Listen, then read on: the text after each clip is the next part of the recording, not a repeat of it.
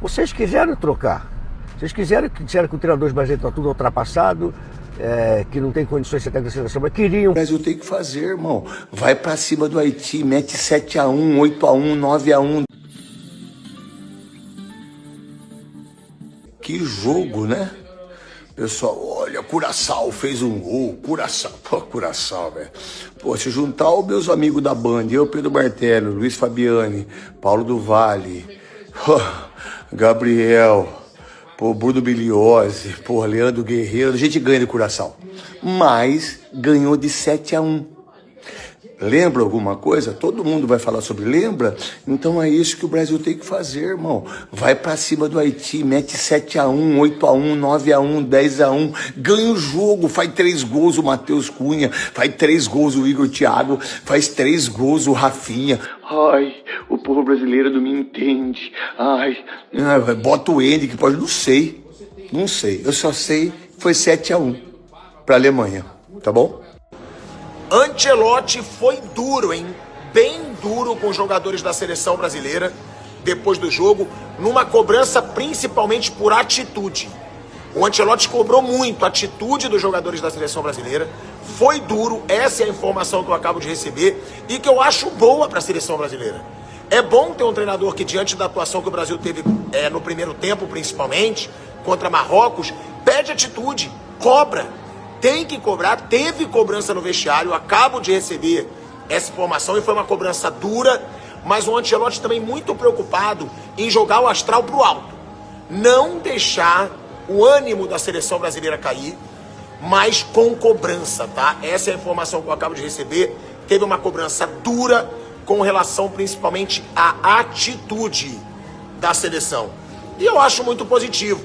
Claro, uma seleção que começou muito mal, começou muito apática, dando muito espaço, e o Ancelotti aí também, né?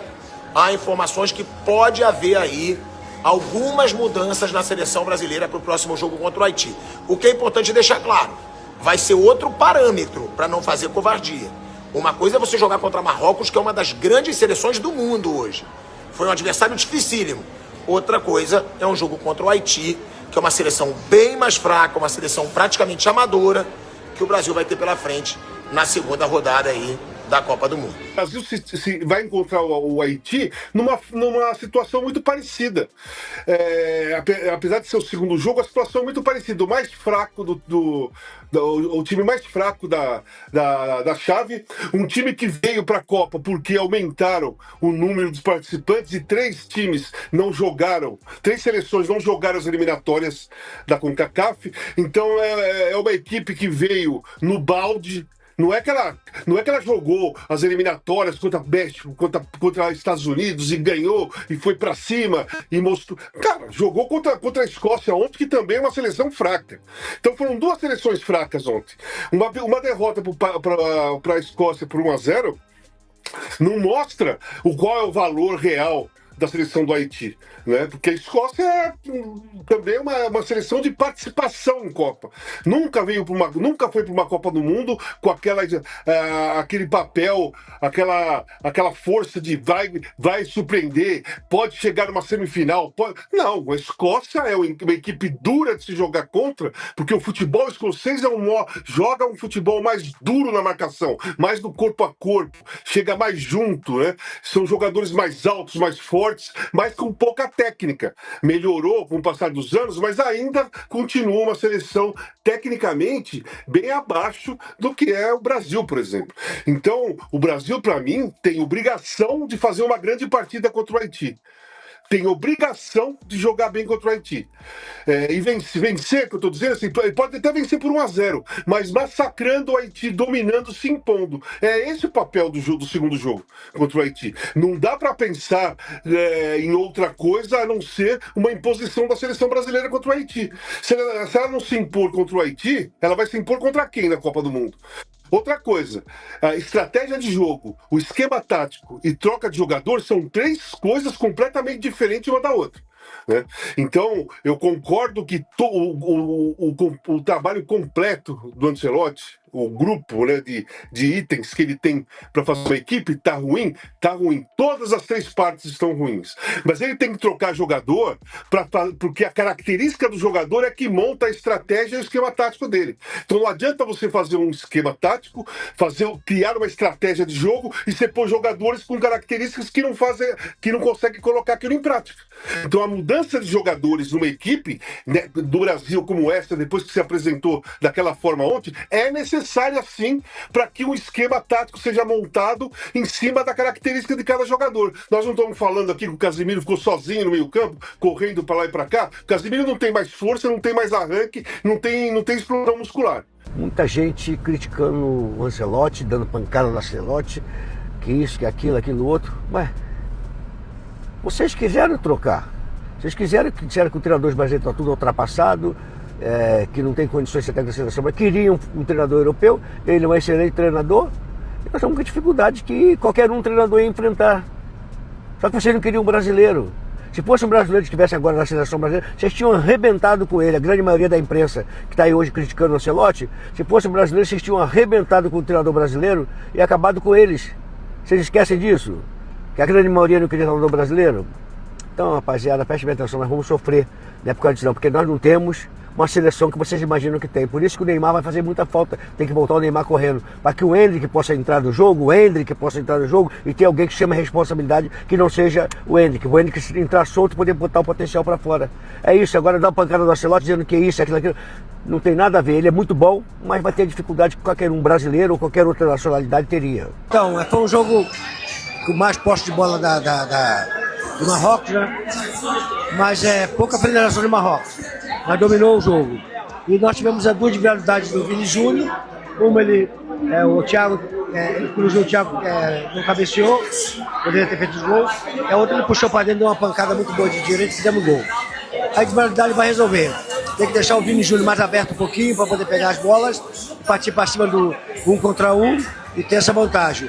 E temos que reforçar o meio campo, porque eu acho que ali nós estamos perdendo toda a noção do jogo, toda a parte do jogo, porque é só o Casemiro e o Bruno Guimarães, aí fica muito poucos jogadores. Então acho que precisa de reforçar ali. O Danilo agora seria muito bom no lugar do Paquetá e deixar o time mais sólido do meio campo. Do Marrocos, hein?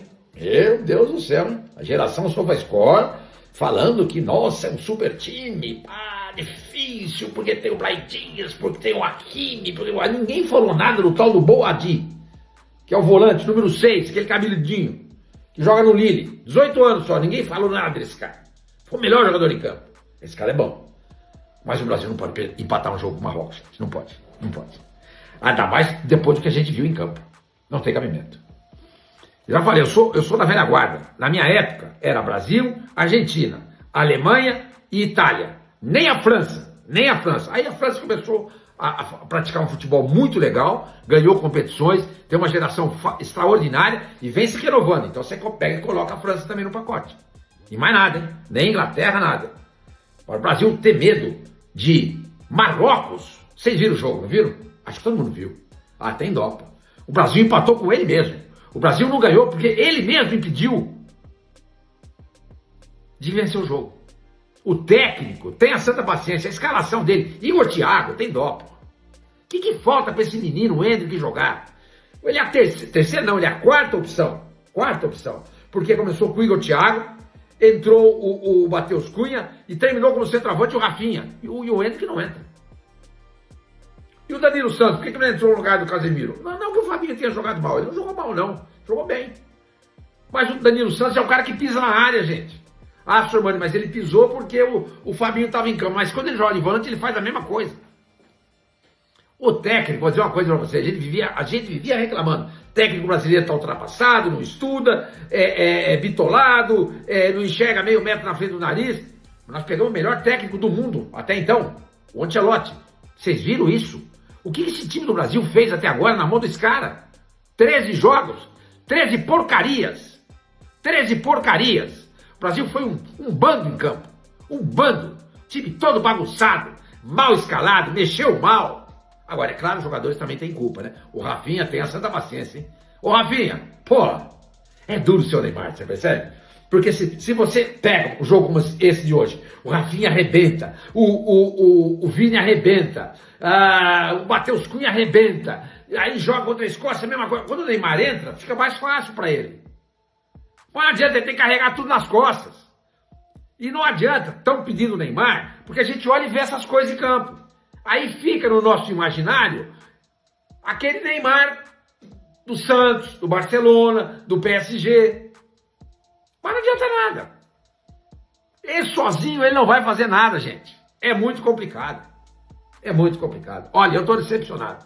Sinceramente, eu esperava muito mais dessa estreia do Brasil. Mas, técnico foi mal. Rafinha, invisível em campo. O Vini fez um ótimo primeiro tempo, desapareceu no segundo tempo. Enfim, gente. Vamos ver, vamos ver. A minha esperança ainda é o Neymar.